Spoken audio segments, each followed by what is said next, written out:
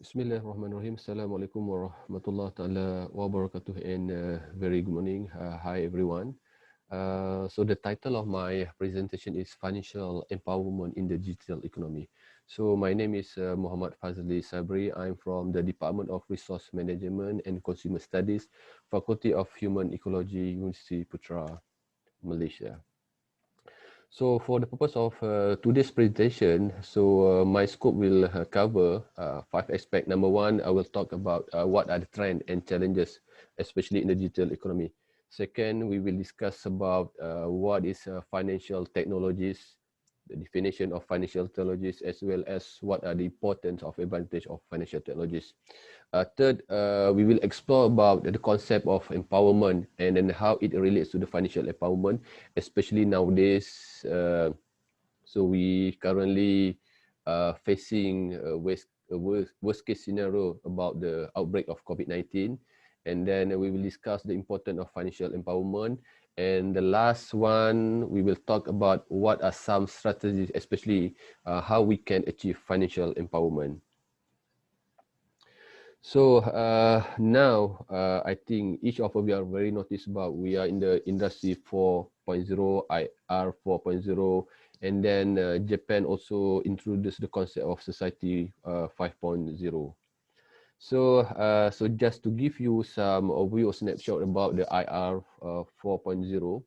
So the transformation, it started from the first industry revolution based on the introduction of mechanical production equipment driven by water and steam power, and then moved to the second revolution, the third revolution, and then now we are in the fourth industry revolution based on the use of cyber physical system. Nowadays, people talk about using the technologies in the daily life.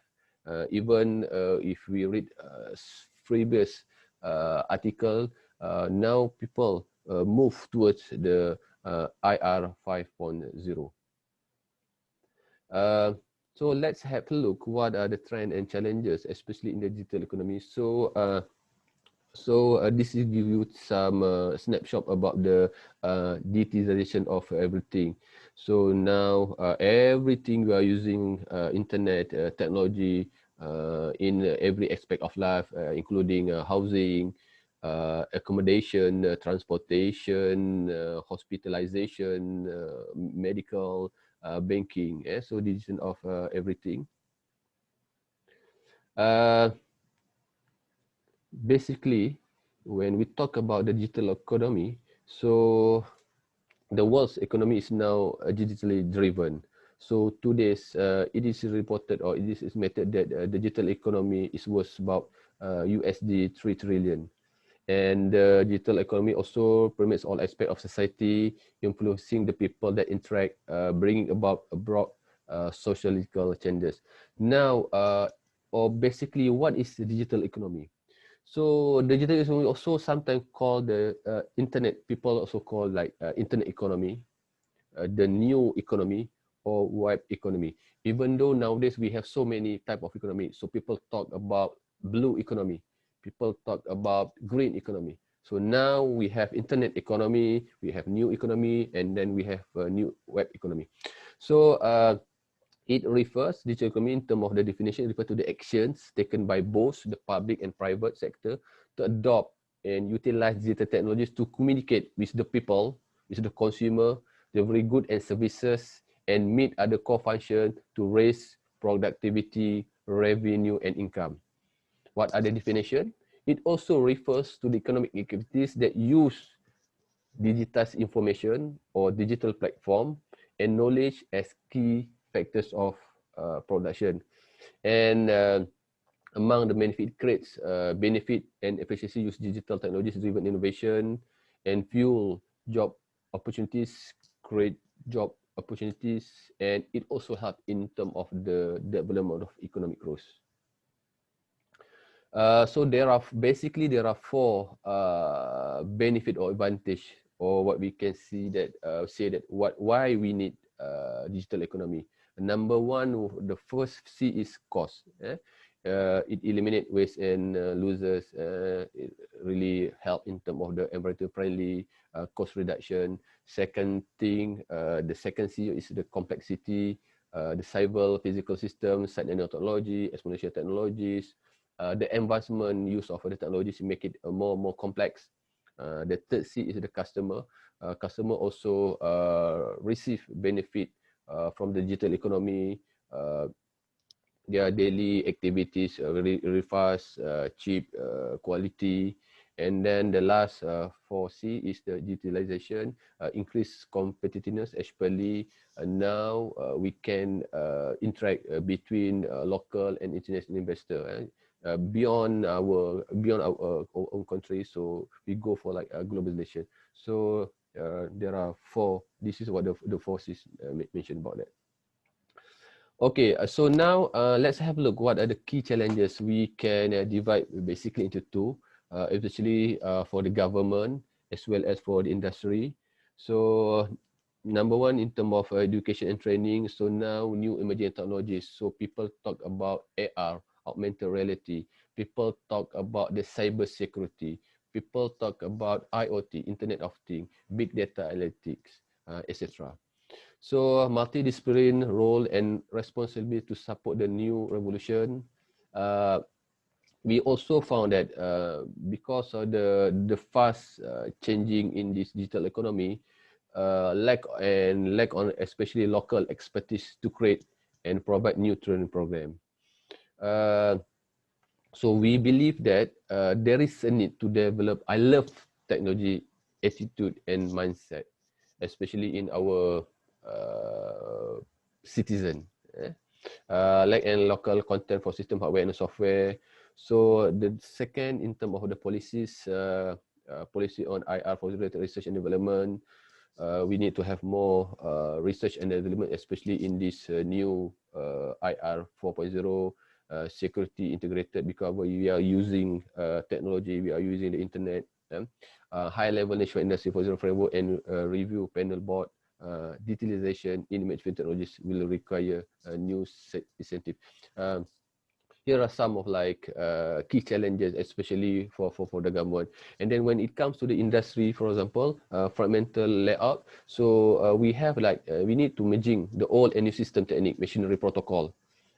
Traditional IT infrastructure merging with new IT system integration. So with the traditional infrastructure with the new structure need to merge. People also talk about data security, privacy, data ransom at the rise of the focus by hackers and system attackers. So this is some challenges, especially those who are hackers and system attackers out there. So they are really looking for this. Require more white hacker to the full proof security system. And then in terms of the big data, more data scientists needed. So we need more people. We need more data scientists because of the more certification with the operation background. So more complex big data analytic. And then when it comes to the corporate culture, financial structure, IR 4.0 really have a great impact, especially in terms of transforming the organization into new culture and promote technology as the way to move forward. So now we are using internet, for example, as a platform. So that's why top management must endorse on it before the rest and follow. So we need more systematic master framework to its deployment plan. So here are some of the challenges. Just to give overview about the Malaysian. So according to Malaysian Digital Economic Corporation, for example, as of December 2017, so the total investment for the digital economy, so government have invested about US 79.5 billion. So we have about 3,218 companies, and it creates in terms of the job employment number of job 172,621. So here are some like digital technology and services so we are dealing with. So digital have more. What are the advantages? What are the benefit? We really create in terms of the faster revenue growth, higher productivity, innovation at the workplace, right? Uh, this is just to give some idea about study by McKinsey Global Institute Digital America 2015. The extent of decision varies by sector, from the ICT, media, professional services, until up to the agriculture and hunting. Yeah? So we can see that on the right side, so knowledge intensive sector, highly digitized, capital intensive, service sector, uh, B2B, labor intensive, and then also low productivity could transform for productivity and delivery of services. Okay, here are some of the development in terms of Malaysian experience about digital economy development. So it started in 1996 with the burst of what we call it multimedia super corridor, MSC. In 2000, shared services outsourcing as a focus industry in 2018.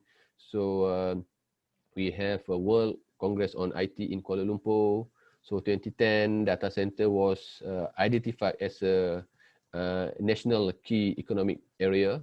So 2013, the establishment of Digital Malaysia Initiative. 2015, the launch of National BDA Framework, National Internet of Things Roadmap. Then until 2020, so it is targeted that digital economy itself contribute about 20% of gross domestic product to the Malaysian. All right, Malaysian digital economy opportunities, and by 2025, about potential economic impact to GDP about US 100 billion, right? Here about just give you some idea about the Malaysian internet savvy population. Malaysian population, this is in 2017, we have about 21.2 million, but now in 2020 we have about 32.6 million population. We have a good, very good in terms of broadband penetration, more than 80%. About or greater than 80 million users, 60% more friends than global average in terms of the Facebook. Internet users about more than 2/3. Mobile payment transaction, if you can see that we have about 1.03 billion YouTube mobile phone users to mobile phone, also in terms of Twitter users.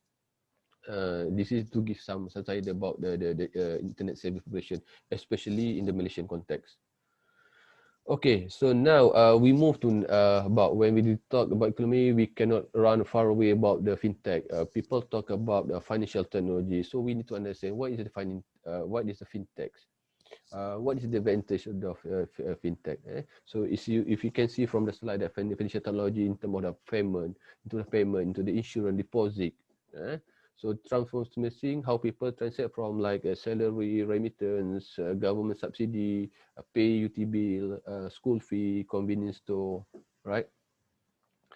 So basically, financial technologies or fintech is a term used to describe financial technology in industry, encompassing any kind of technology in financial services from business to consumer, from B2C, businesses to consumers, ranging from new digital payment system and digital electronic currencies to online investment, finance platform, data analytics. This development collectively called fintech or financial technology. This is according to Bremer and Goffin 2014. Fintech also have impact on traditional financial market and services. Many fintech products are designed to connect consumer finances with the technology for ease of use, although the term is also applied to B2B, business to business, technology as well, according to the street in 2020. So what are the importance of financial technology or fintech?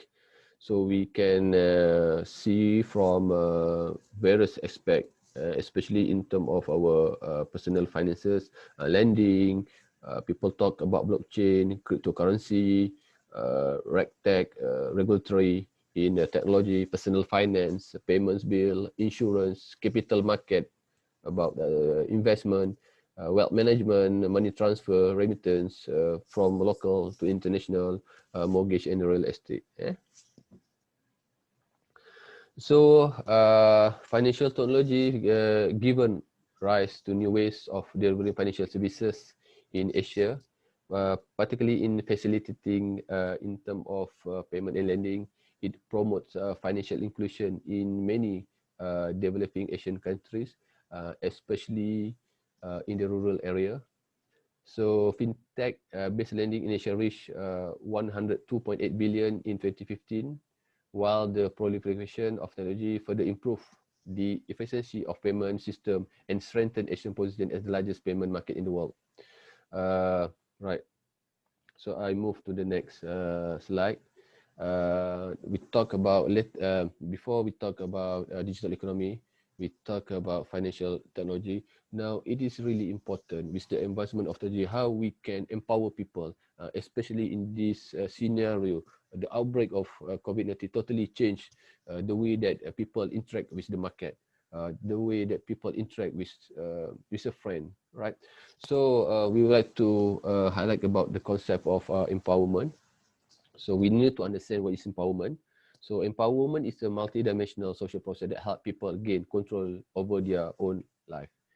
It is a process that fosters power in people for use in their own life, their communities, in their society by acting on issues. It is multidimensional.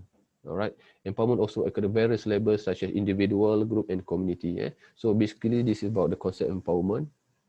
So now we try to discuss about what is the financial empowerment. There is a need people to be financially empowered. All right. So according to the Consumer Financial Protection Bureau, financial empowerment or FE is include the financial education and financial literacy, but it focuses both on the building the ability of individuals to manage their finances, use of their financial services, and provide access to products that work for them. Studies shown that those who are financially empowered individuals, they are informed, they are skilled, they know where to get help with their financial challenges or financial difficulties. So this is what we really need to empower people, how they want to deal with the retrenchment job, especially in this situation, right? The sense of empowerment can build confidence that they can effectively use their financial knowledge and skill and resources to reach their goal. All right. So what is financial empowerment?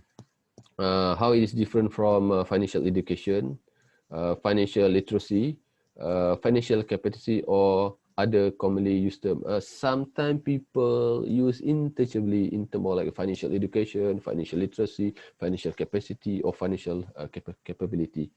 So basically, there are two important elements. Number one, in terms of financial literacy, we talk about their knowledge, we talk about their attitude, and then we have also another element which is really important, which is skill and confidence to use the knowledge that they have. So by combining of these two elements, literacy and then the skill, the use of their knowledge, it can really help empower people. This is what we call it financial empowerment. So why we need financial empowerment? So to the best of my knowledge and based on my reading, so FE, financial empowerment, creates opportunity to improve the financial outcome of people, especially those who low income people, such as their credit score, help in terms of their saving and debt. Second, improve financial knowledge, inclusion, safety can result in enhanced access to the routes out of poverty. Okay, such as education and training, employment, financial empowerment. Financial empowerment also can save government money over the long term by reducing people need to access ongoing government services as their financial improvement. improve. FE also can empower financial information, education coaching to build financial capability and confidence, especially for people to manage their finances effectively. What else? If we provide consumer protection, education to reduce financial risk, focus on connection to saving and asset building. We talk about the wealth management. So based on previous studies shown that people who feel empowered in their financial life experience more joy. They are really happy, peace, satisfaction, and pride concerning their finances. Right. The next one is we go about what are the strategies in achieving financial empowerment. So we believe that the best strategy or the best idea how we can build up financial literacy through financial education. So we can see that in terms of the symbiosis of the element. So empowerment, awareness about financial goal, financial hope, financial plan, emotional support, and then we have financial inclusion, especially access to the existing financial services asset. So through the financial education, we can build up, we can help in terms of the financial capabilities, increase income, build asset, make financial decision, good financial decision, decrease dependence on public benefit. And lastly, we reach to the ultimate goal, which is financial fairness, financial wellness. So about the financial stability, financial security, control, you have the autonomy and economic citizenship. Strategies in achieving financial education through financial education. So in terms of current content knowledge level, so really need to be keep update, especially nowadays we are moving towards IR 4.0. We talk about digital economy, we talk about society 4.0. So we really need to understand in terms of household financial situation. So we need to provide them with financial education so that they can help themselves. So then they can willingness to adopt behavior. So we must create interactive ways in terms of the financial education, two-ways interaction, and then identify timely education needs. Yeah? And my as a conclusion and recommendation, the digitalization of financial products and services and the consequent need to strengthen digital financial literacy has become an important component of the global policymaking agenda. So we believe that developing financial knowledge, good and positive behaviorally is important for young people, long-term personal financial well-being, and contributes to the overall economic health of the nation. Previous study also shown that the early, the better that we educate people about good personal financial behavior. Thus, it's important to contribute to pursue activity that improve the financial income structures in various ways, including financial education component. And then we also must remember that the program also should serve vulnerable youth and families. Preparing students for the post-secondary education and to make some financial decision during the education, and promoting financial education that help people prepare for long-term financial security and retirement. Also, financial education literacy at the workplace. I think with that I end my presentation. If you have any further question, if you like to discuss, you can reach me at fazli@upm.edu.my. With that, I end my presentation. Thank you very much.